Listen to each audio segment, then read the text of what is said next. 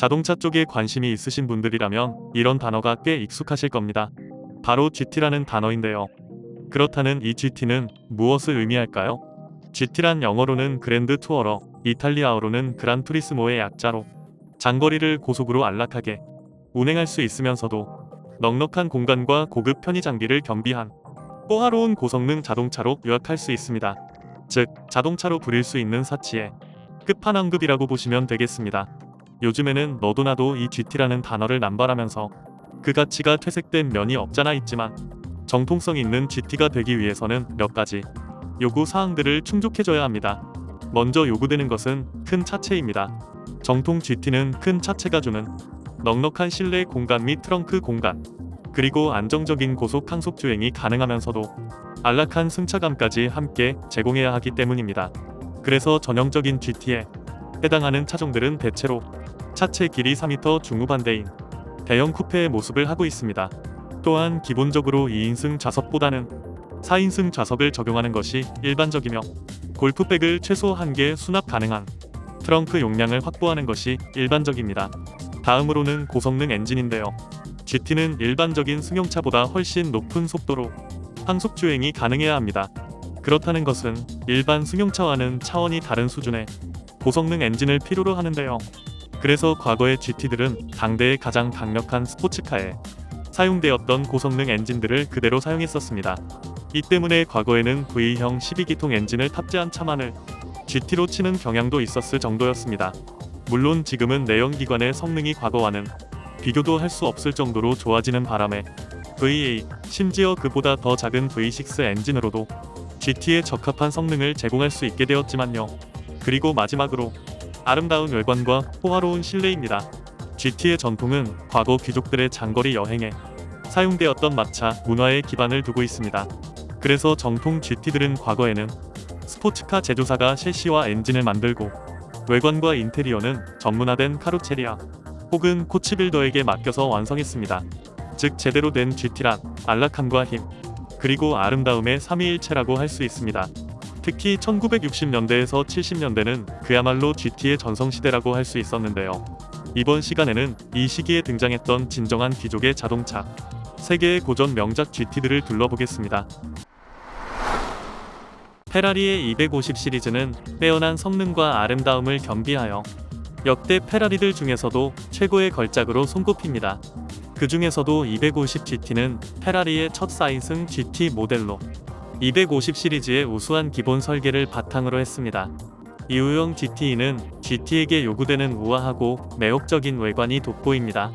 이 아름다운 자태는 카로체리아 피닌파리나의 작품으로 역슬렌트 형상을 이루는 전면부와 간결하고도 시원스럽게 뻗은 사이드 라인, 그리고 단정하게 맞물려 떨어지는 루프라인 등 GT에게 요구되는 우아함을 완벽에 가깝게 갖췄습니다. 실내는 최고급 가죽으로 마무리되어 차의 격조를 한껏 높여주었습니다. 여기에 페라리의 걸작 경주차 이후형 GTO에게서 물려 받은 콜롬보 계열의 T4 128이 엔진을 심장으로 하고 있었습니다. 이후형 GTE는 1960에서 1963년까지의 3년여 동안 무려 1000대를 판매한 베스트셀러 차종으로 자금 조달의 어려움을 겪고 있었던 당시 페라리의 든든한 힘줄이 되어 주었습니다. 지금의 마세라티 기블리는 세단입니다. 하지만 본래의 마세라티 기블리는 정통 GT였습니다. 1967년 태어난 마세라티의 초대 기블리는 페라리 데이토나와 함께 이탈리아를 대표하는 고성능 스포츠카 중 하나로 통했습니다. 외관은 매우 낮은 루프와 롱 노즈쇼 데크 형상으로 요약되는 당대 스포츠카의 전형적인 비례를 따르고 있습니다. 이 대형 쿠페의 직선적인 스타일의 차체는 당시 카로체리아 기아에 몸담고 있었던 조르제토 주지아로가 빚어낸 작품이죠. 기블리는 이렇게 절제의 미학으로 완성돼 아름다운 외형뿐만 아니라 성능 면에 있어서도 마세라티에 큰 전환점을 부여한 모델입니다. 기블리의 심장은 4.7리터 V8 엔진으로 325마력에 달하는 최고 출력을 자랑했습니다. 이 덕분에 기블리는 단 6.8초 만에 정지 상태에서 시속 60마일까지 가속할 수 있었으며 최고 속도는 265km에 닳는 성능을 자랑했습니다. 이는 당대에 등장한 스포츠카들 중에서도 손꼽히는 성능이었습니다. 이 덕분에 초대 기블리는 마세라티의 향후 신차 개발에 있어서 본격적인 고성능화로 전환하는 시발점이 되었습니다. 에스턴 마틴 DBO는 007 시리즈의 제임스 본드의 차로 유명합니다. 에스턴 마틴 DB5는 에스턴 마틴 DB4의 후속 차종으로 등장한 모델로 설계와 셰시는 에스턴 마틴에서 외관 및 실내는 이탈리아의 카로체리아 투어링 슈퍼레게라에서 맡아 완성했습니다. 에스턴 마틴 DB5의 매력적인 보닛 아래에는 282마력의 최고 출력을 내는 직렬 6기통 엔진이 탑재되어 있었습니다. DB5의 엔진은 DB4 벤티지에 사용되었던 것과 동일한 사양의 엔진으로 시속 230km까지 질주할 수 있게 만들어 주었죠. 차체는 특허 기술로 제작된 마그네슘 합금 차체이며 후륜에는 라이브 리어 엑셀 서스펜션을 적용해 운동 성능도 뛰어났습니다.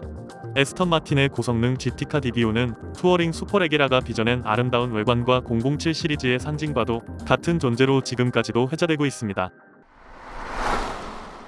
람보르기니의 첫 샹산차는 슈퍼카가 아니라 GT였다는 것은 지난 영상을 통해 전해드린 적이 있었죠? 람보르기니의 첫 샹산차 350 GT는 지금의 람보르기니의 모습에서는 상상할 수 없을 정도로 우아하고 신사적인 품격을 갖춘 GT였습니다. 이 유려한 외관은 DB5를 빚어낸 이탈리아의 카로체리아 투어링의 작품으로 그 우아한 보닛 아래 자리한 심장은 지오토 비자리니가 설계한 270마력의 3.5L V형 12기통 엔진이었습니다.